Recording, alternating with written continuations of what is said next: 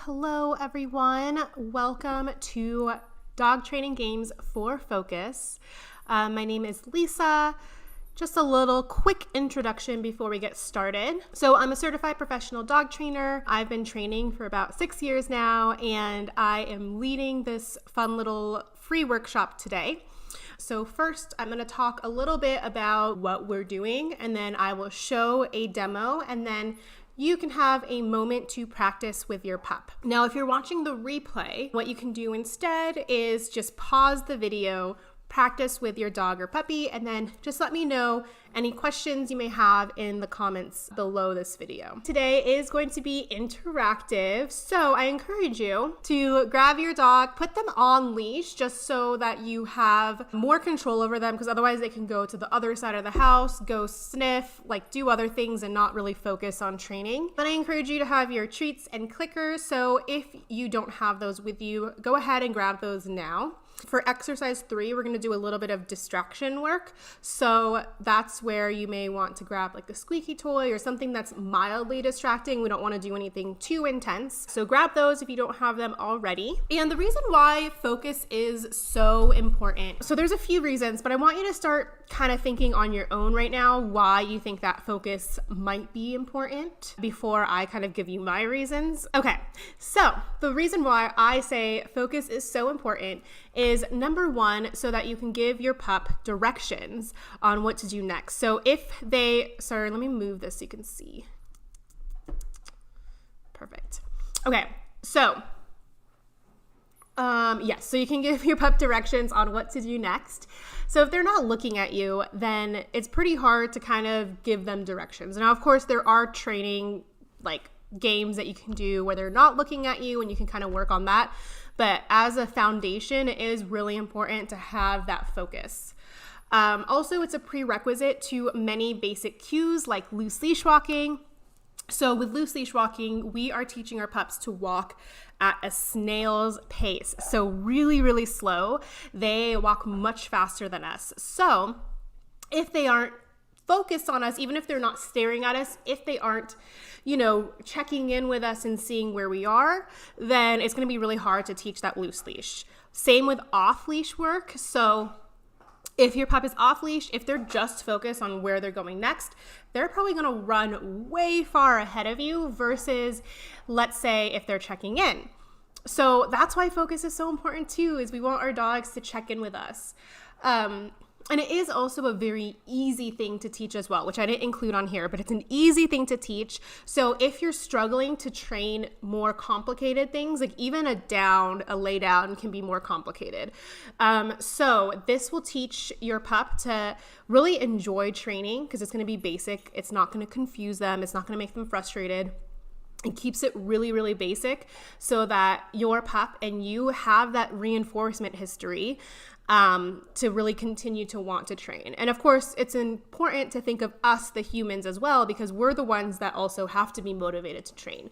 So a lot of these exercises are just really simple and helps both of us, dog and handler, to enjoy and be reinforced for training without making it really complicated. And then from there, once you've built that relationship and that reinforcement history, it's going to be a lot easier to train more complicated things. Oh, and then last but not least, of course, it's an incompatible behavior. So for a lot of annoying behaviors, for example, if your dog wants to pull towards another dog on leash, you can ask to redirect to you. So you would say your focus cue, whether it's their name, look at me, whatever, and the second they look back at you, click and reward, and then they're no longer pulling towards that other dog. Now, of course, there are a lot of layers to teaching this. I'll talk more about distance, duration, distraction later, which all make a cue harder or easier. But we need to teach them first just how to focus, right? Before we can even add in other dogs and things like that. So let's go to the next one. Okay, so another thing I do want to mention is that there are 2 types of focus that we can train. So number 1 is putting a focus behavior on cue. So for example, look at me, watch, or their name, and that is the cue for them to look at you. Number 2 is default attention behavior, which is just a fancy word for them to check in on their own in a lot of varying distracting situations.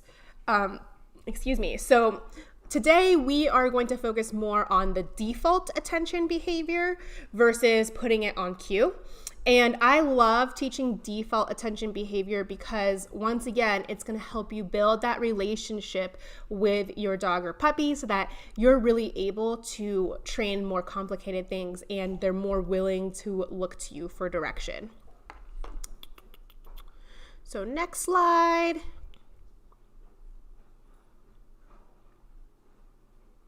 Okay, so we're going to get into the fun games now. So game 1 is, all of these games are really, really easy, but I don't want you to get stuck on the fact that they're really easy and simple because, like I said, we do need to build that really strong foundation, that reinforcement history to build off of for more complicated things. And the more and more you practice simple, easy to understand things, the more confidence it's going to build for you and your dog or puppy. So game 1, and I'll show you a demo in just a moment, so don't worry. So I'm just going to talk through it first, show you the demo. So game 1 is to reward for looking. So all you're going to do is drop a treat by your feet, and it can be their kibble as well. The second they stop chewing that food and they look back at you, you're going to mark that behavior with either a click or a verbal marker. And then from there, you're going to drop another treat. So unlike usually where we deliver a treat from our hand, we're actually just dropping it to the ground. And so what this teaches our dogs and puppies is that while they're eating, the second they're done eating, looking at the floor, they get rewarded for looking back at you.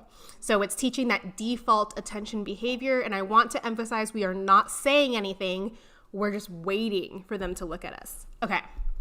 So I am going to switch to the video. So you'll see I drop the treat and then I wait.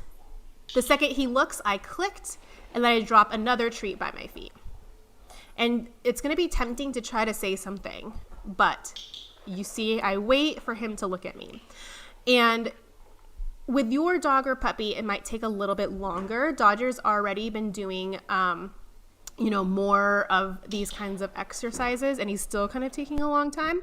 So just keep that in mind that that it might take a little bit longer with your dog or puppy. So the first few times you may have to wait a little bit.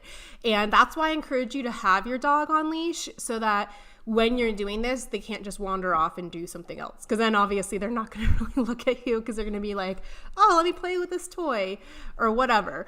And I didn't have Dodger on leash in that one. I should have, but I've done a lot of training with Dodger, so he's pretty good at staying where he is. So just keep that in mind. I remembered for the second and third video to put him on leash, but if this is your very first time doing it, I really encourage you to put them on leash. Okay, so if you're watching the replay, you can pause right now because I'm going to move on to game number 2. If it goes. Okay, there we go.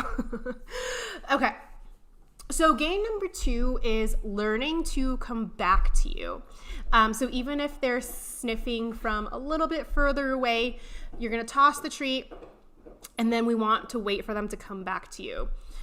If this isn't just working for you at all, then you can work on game number 1 a little bit more, so you've built a little bit more of that reinforcement history, or maybe not toss the treat as far.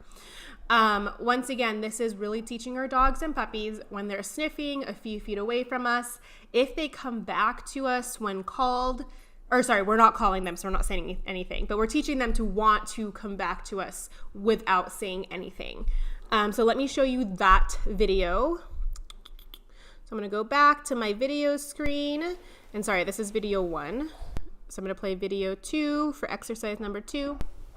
All right, so I have him on leash, and I'm tossing it just a few feet away. I'm not saying anything.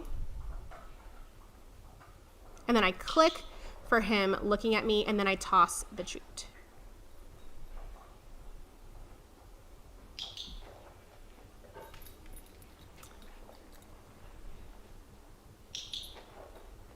And so the key here that I think we often forget is that we are not giving them the treat from my hand. So we click and then the treat gets tossed. Now, this does require a little bit of practice if you haven't done this before, because 2 to 3 feet away, I mean, that's kind of hard, right? Especially if you have like bouncy treats. So if you have any flat treats, that'll make it easier so they don't bounce super far away. Or if you're using like kibble, just like lean down and kind of like gently toss it so it doesn't fly like 10 feet away. Because remember, you have them on leash, so then they're going to drag you towards that treat. And so once again, the key here is not saying anything and waiting for them to come back to you. Like I said, if they don't come back, try game 1 again until you have a little bit more of that reinforcement history, and then slowly work your way towards tossing the treats further and further away. So if you're watching the replay, pause, practice with your dog or puppy, and then come back for game number 3. Alrighty, so game number 3 is the engage, disengage game. So we're gonna start adding mild distractions. So what you're gonna do is, number 1, make a noise that won't scare them, but won't get them too excited. And you're not gonna make the noise like yourself, because we don't want them looking at us. We want them kind of looking slightly away. So you'll see in the video, I'll have a little squeaky toy that I put, like I hold my arm out so that they look at it, and then I wait for them to redirect from that squeaky toy to me, and then I click reward. And this one I am actually rewarding like to their face. So I'm just like giving them the treat because it's more about engaging to that squeaky toy and then looking at me. Now, we don't want to squeak super loud because we don't want it to be so crazy that they start jumping. So if even just picking up the toy is already distracting for your dog, then you can just do that. If waving your arm, if you have a really young puppy, like an 8-week-old puppy, even just putting your arm out might already be a huge distraction. So play around with that distraction with your dog or puppy. Don't make it too challenging, or else you're going to be waiting like an hour for them to look back at you. And I don't think any of us have that much patience. I don't. So make it really, really easy for them. So like I mentioned, number 2, you're going to wait for them to look back at you. And then number 3, you're going to mark and reward when they look back at you. So going back to the video screen, I'm going to switch it to video 3, exercise number 3. So I have this little squeaky toy. And you couldn't really hear that much in the video, but I squeaked it lightly. I did it a little bit louder. So good. Okay, so you can see Dodger was pretty good at redirecting, but like I said, we don't want to, make it super, super crazy, right? Like we want to keep it simple. I know Dodger can handle that squeaky noise a little bit louder, but for your dog or puppy, if you've never done this before, like I said, maybe you just get out the toy, maybe you just wave your arm, do something that they can actually handle. So if you're wondering, well, where do I go from here? How does this apply, in the real world? So this is essentially the very, very first step to getting your dog to disengage from anything. So I always talk, if you watch my videos, I talk about the 3Ds in dog training: distance, duration, distraction. These all make a cue easier or harder. So this is a very low distraction. We are inside the house. It's pretty quiet. There's no random guests coming in when I'm practicing. So this would be like level 1. And then you can slowly work your way up to level 2, level 3, and slowly but gradually make it harder and harder. So maybe you first practice in your backyard for level 2, where they learn to redirect to you outside, but it's in your yard, so it's a familiar place. You're not going to just randomly go to a really crowded dog park and then expect your dog to do this, right? You need to work up to more challenging situations, or even a hike. Like that's way more challenging than your backyard. So slowly increase your distraction so that they are eventually able to engage and disengage from more distracting things. And this will really help too, like with reactivity as well, especially if your dog, barks and lunges at other dogs. Once again, playing that engage, disengage game, but from a very far distance so that they can handle it. So you're not going right next to a dog and waiting for them to handle it, going further away, and basically working through that engage disengage game.